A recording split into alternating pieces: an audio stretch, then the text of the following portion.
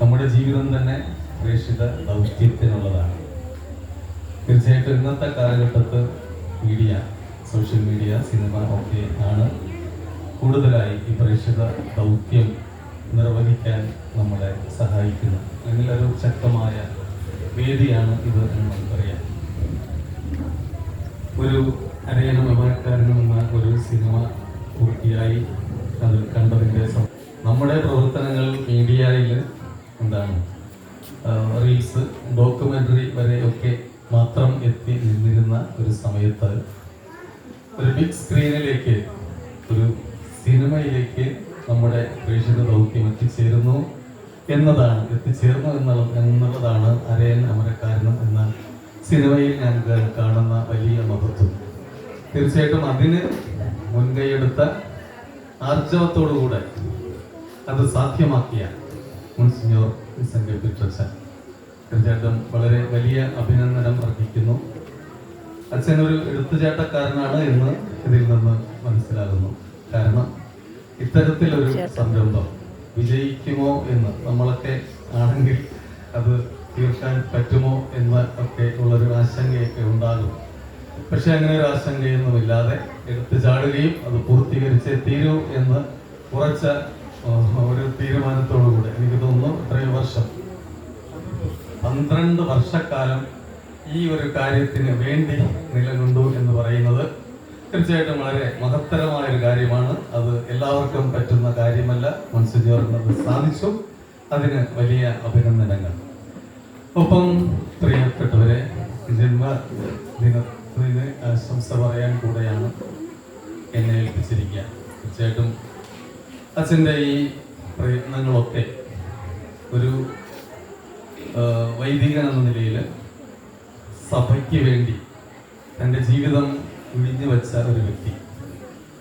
നിങ്ങൾക്ക് കുറേ പേർക്കെങ്കിലും ഒക്കെ അറിയാമായിരിക്കും അച്ഛൻ എന്തുമാത്രം ത്യാഗം സഹിച്ചുകൊണ്ട്, എന്തുമാത്രം നഷ്ടപ്പെടുത്തലുകൾ അദ്ദേഹത്തിൻ്റെ ജീവിതത്തിൽ സഭയ്ക്ക് വേണ്ടി വന്നു എന്നുള്ളത്. ഞങ്ങൾ ഒരുമിച്ച് സെമിനാരിയിൽ, മൈനസ് സെമിനാരിയിൽ അച്ഛൻ റെക്ടറും ഞാൻ വൈസ് റെക്ടറും ആയിരുന്ന കുറച്ച് കാലഘട്ടങ്ങളുണ്ട്.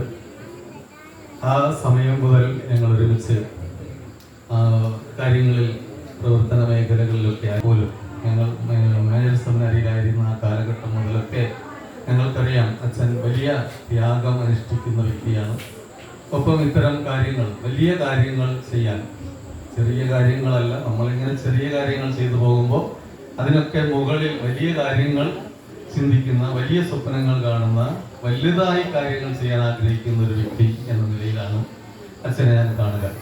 തീർച്ചയായിട്ടും അത് അദ്ദേഹത്തിൻ്റെ ആ ഒരു ജീവിതം ഞങ്ങൾക്കൊക്കെ എപ്പോഴും പ്രചോദനമായ ഒന്ന് തന്നെയാണ്. ഈ അവസരത്തിൽ അച്ഛൻ്റെ ഇതുവരെയുള്ള പ്രവർത്തനങ്ങൾ തീർച്ചയായിട്ടും വലിയ വിജയമായതുപോലെ അതിനേക്കാൾ ഉപരിയായി മുന്നോട്ടുള്ള പ്രവർത്തനങ്ങളും അദ്ദേഹത്തിൻ്റെ പ്രവർത്തന മേഖലകളിലൊക്കെ വിജയം വരിക്കാൻ സാധിക്കട്ടെ എന്ന് ആശംസിക്കുന്നു, പ്രാർത്ഥിക്കുന്നു, നന്മകൾ നേരുന്നു.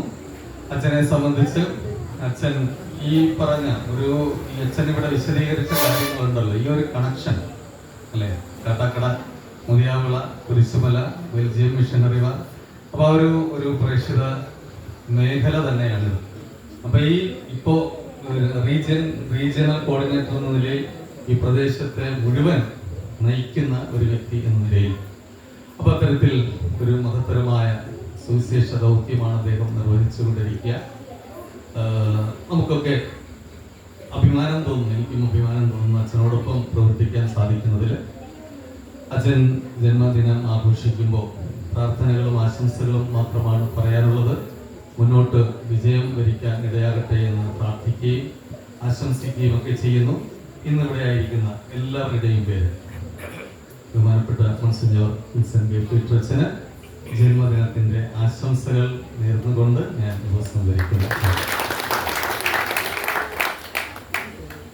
അടുത്തതായി ബഹുമാനപ്പെട്ട വിൻസെന്റ് കെ. പീറ്ററച്ചനെ കേക്ക് കട്ട് ചെയ്ത് മറുപടി പ്രസംഗം പറയുന്നതിലേക്കായി ക്ഷണിക്കുന്നു.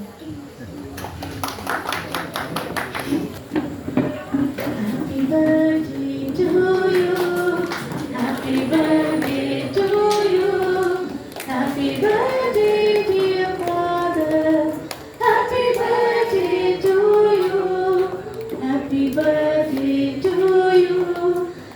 Happy birthday to you. Happy birthday, dear father. Happy birthday to you. May the good God bless you. May the good God bless you. May the good